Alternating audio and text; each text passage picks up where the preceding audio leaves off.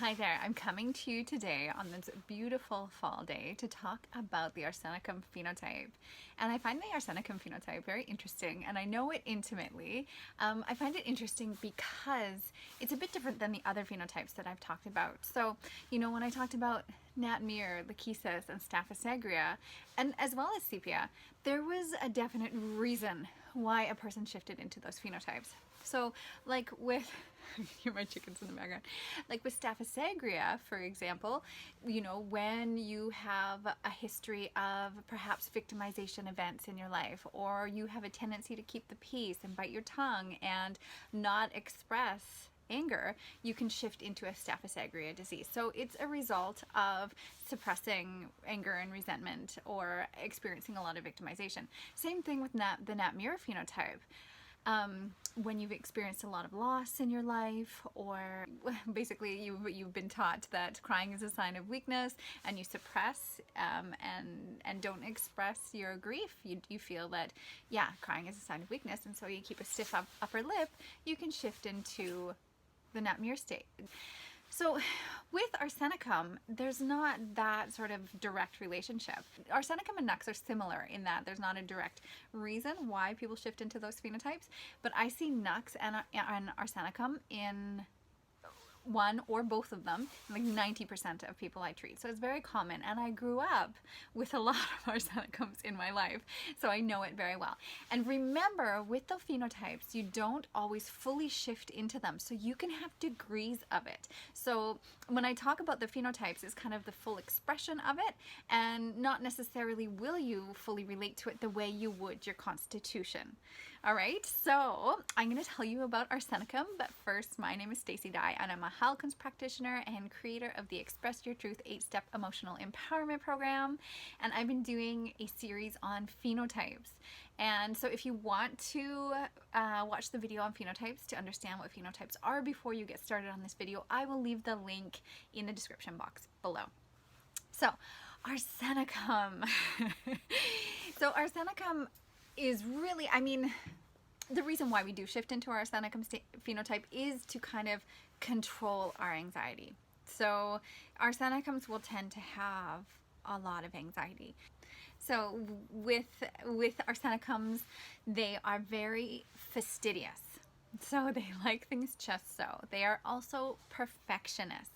So if an Arsenicum is doing a job, they will sort of obsess over it until it's just perfect.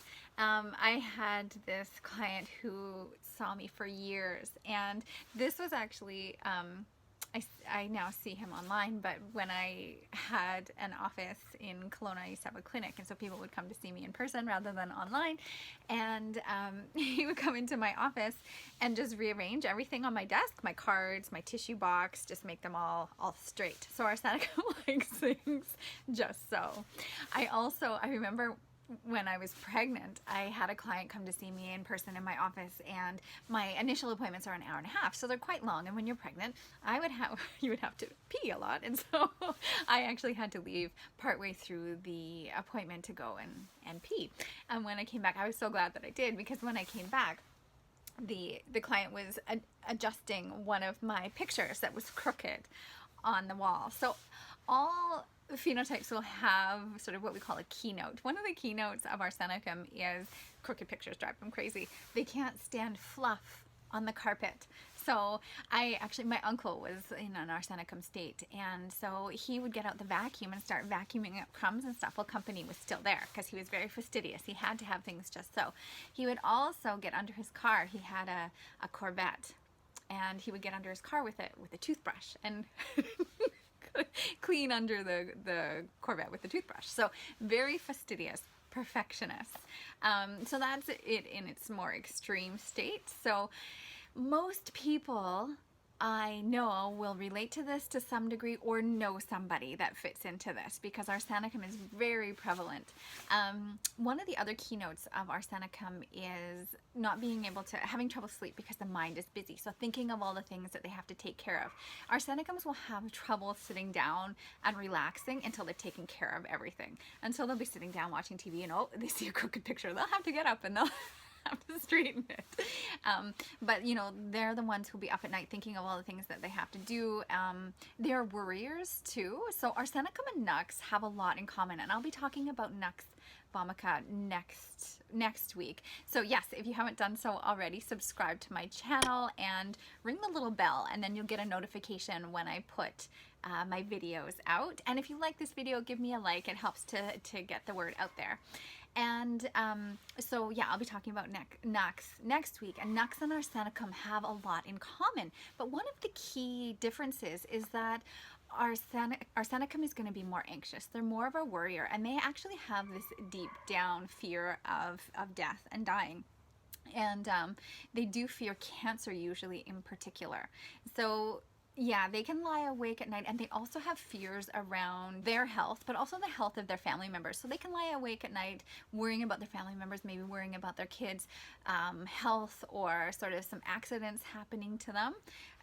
They'll also worry about poverty. So Arsenicum, a person in an extreme Arsenicum state, my grandfather was one of those, they can be very frugal because they worry about that poverty. So they can lie awake at night thinking about these worries, or thinking about things that they have to take care of. So often they'll have a notepad by their bed, and they'll write down what they need to take care of so that they can get it out of their mind and hopefully go to sleep. But Arsenicum I give out so much to help people sleep.